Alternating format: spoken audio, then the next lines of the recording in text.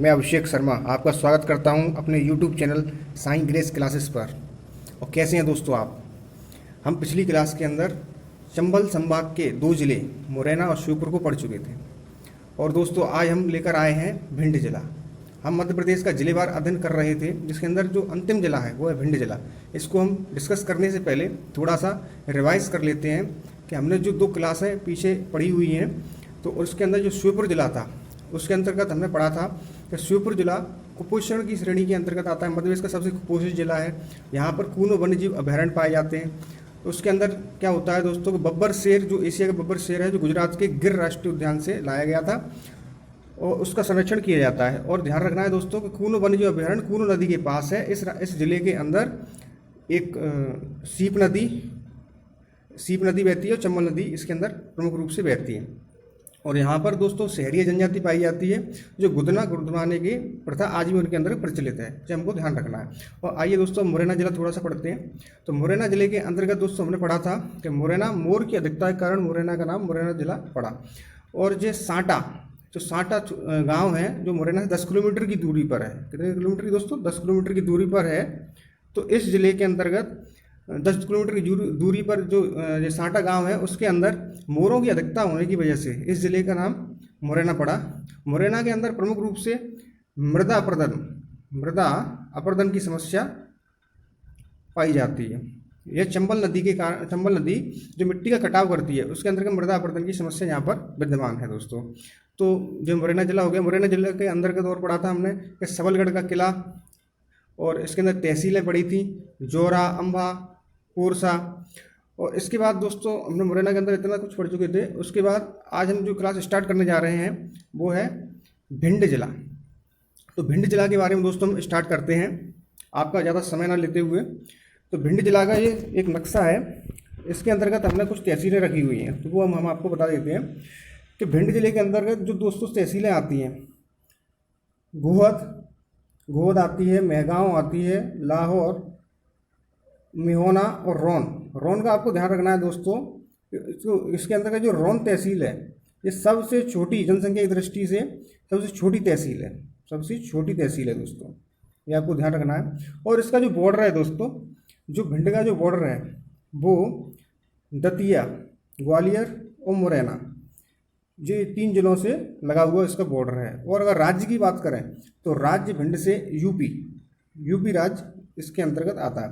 और इस राज्य के अगर क्षेत्रफल की बात करें दोस्तों तो 4459 वर्ग किलोमीटर इसका क्षेत्रफल है। कितना है? 4459 वर्ग किलोमीटर इसका ये क्षेत्रफल है। आइए दोस्तों अब भिंड जिले के बारे में और हम आगे चर्चा करते हैं। उत्तर प्रदेश की सीमा के पास स्थित जिला, मध्य भारत के 18वें समाहित जिला है ये भिंड जिला। और दोस्तों यहाँ पर भी मृदा अपरदन या कटाव से पीड़ित जिला है। यहाँ भी दोस्तों मृदा अपरदन की समस्या है, क्योंकि यहाँ पर चंबल नदी भी बहती है इसलिए। और यहाँ पर दोस्तों नदी बताना मैं और चाहता हूँ कि इस जिले के अंतर्गत 3 नदियाँ मुख्य रूप से पाई जाती हैं। एक तो चंबल है, एक है सिंध, और एक नदी है कुआरी।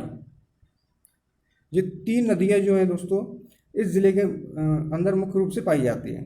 और आगे बढ़ते हैं। और सबसे जो कम लिंगानुपात है वो भिंड जिले का सबसे कम लिंगानुपात है। और ये ऐसा जिला मध्य प्रदेश का पहला जिला है जो मध्य प्रदेश में इसके अंदर 838 महिलाएं 1000 पुरुषों के ऊपर हैं। 1000 पुरुषों पर 838 महिलाएं हैं, सबसे कम लिंगानुपात है। और जो हमने पिछली क्लासों के अंदर चर्चा की, इसके दूसरा जिला ऐसा कौन सा था दोस्तों?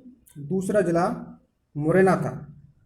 यहाँ पर 840 महिलाएं 1000 पुरुषों के ऊपर दोस्तों, 1000 पुरुषों के ऊपर 840 महिलाएं थी। ऐसा मुरैना दूसरा जिला है, हमें ध्यान रखना है। और जो एग्जाम के पॉइंट ऑफ व्यू से काफ़ी महत्वपूर्ण क्वेश्चन है। और भिंड जिला एक चीज़ के लिए फेमस है, इसका जो गोहद तहसील है इसके अंदर सबसे कम वर्षा होती है। मध्य प्रदेश के अंदर ऐसा ये जिला है जिसके अंदर सबसे कम वर्षा पाई जाती है। और भिंड जिले में सबसे कम अनुसूचित जनजाति, दोस्तों ये भी ध्यान रखना है आपको, भिंड जिले में सबसे कम अनुसूचित जनजाति पाई जाती है। और इस जिले को बागियों का गढ़ के नाम से भी जाना जाता है।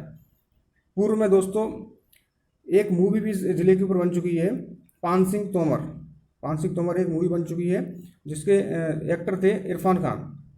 इसके अंतर्गत एक्टर थे इरफान खान, जिनकी हाल ही में एक बीमारी की वजह से मृत्यु हो चुकी है दोस्तों। आगे बढ़ते हैं दोस्तों, इसलिए इसको बागियों का गढ़ भी कहा जाता है। ये आपको ध्यान रखना है, क्वेश्चन भी आ जाता है एग्जाम के अंदर कि बागियों का गढ़ कौन से जिले को कहा जाता है। तो आपको ध्यान रखना है, ये है भिंड जिला। भिंड जिले को बागियों का गढ़ कहा जाता है। और दोस्तों भिंड जिला जो है गोहद क्षेत्र, काली मूछ, भिंड जिले का जो गोहद तहसील है दोस्तों, ये काली मूछ की फसल के लिए फेमस है। काली मूछ चावल यहाँ पर मुख्य रूप से होता है। और जनसंख्या की दृष्टि से प्रदेश की सबसे छोटी तहसील, जो मैं ऊपर चर्चा ही कर चुका हूँ दोस्तों, रौन तहसील है। साक्षरता दर भिंड की देखी जाए तो 62.5% है। भिंड की जो साक्षरता दर है वो 62.5% है। और यहाँ दो किले काफ़ी प्रचलित हैं दोस्तों, एक है अटेर का किला और गोहद का किला। तो दोस्तों अटेर का किला क्या है? अटेर के किले का जो मैं आपके बारे में थोड़ा सा इसके बारे में बता देता हूँ कि इसका जो निर्माण है 1664 से 1668 ईस्वी में, 68 ईस्वी में इस किले का निर्माण किसने करवाया था दोस्तों? राजा बदन सिंह ने इस किले का निर्माण करवाया था। और ये ध्यान रखना है दोस्तों, ये जो किला है इसका मैंने फोटो भी दिया है, अटेर के किले का ये फोटो दिया है। और ये चंबल नदी, कौन सी नदी दोस्तों? चंबल नदी के किनारे बसा हुआ है। चंबल नदी के किनारे बसा हुआ है, ये आपको ध्यान रखना है दोस्तों। और इस किले के काफ़ी महत्वपूर्ण विशेषता इस किले के अंदर दोस्तों आपको ध्यान रखना है कि यहाँ पर राजा का बंगला, खूनी दरवाजा, बदन सिंह का महल और 12 खंडा मुख्य आकर्षण का केंद्र है। ये आपको ध्यान रखना है दोस्तों।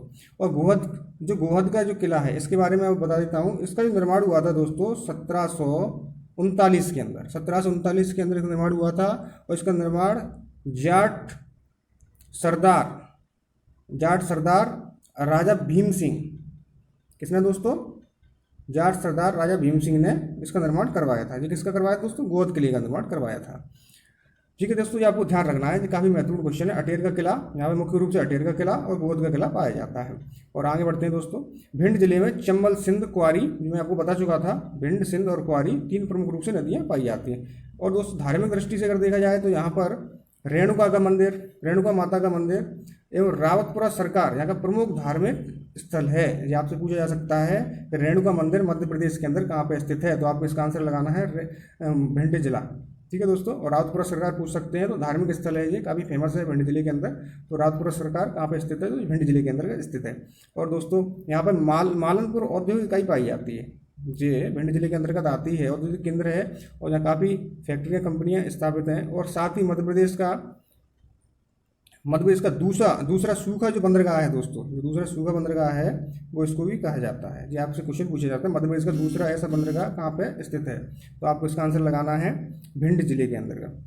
इसका ये क्षेत्रफल हम पढ़ चुके थे दोस्तों ऊपर। इसका क्षेत्रफल 4,459 वर्ग किलोमीटर है। और यहाँ पर दोस्तों NH 92 राष्ट्रीय राजमार्ग भिंड जिले से होकर गुजरता है। जो आपको ध्यान रखना है, काफ़ी अच्छा क्वेश्चन है, पूछा जा सकता है आपसे कि भिंड जिले का ऐसा कौन सा राष्ट्रीय राजमार्ग है जो भिंड जिले से होकर निकलता है? तो आपको ध्यान रखना है NH 92। इसके अंतर्गत 2 जिले और आते हैं जिनसे ये 92 और मध्य प्रदेश के 2 जिलों से और निकलता है। इसके नाम है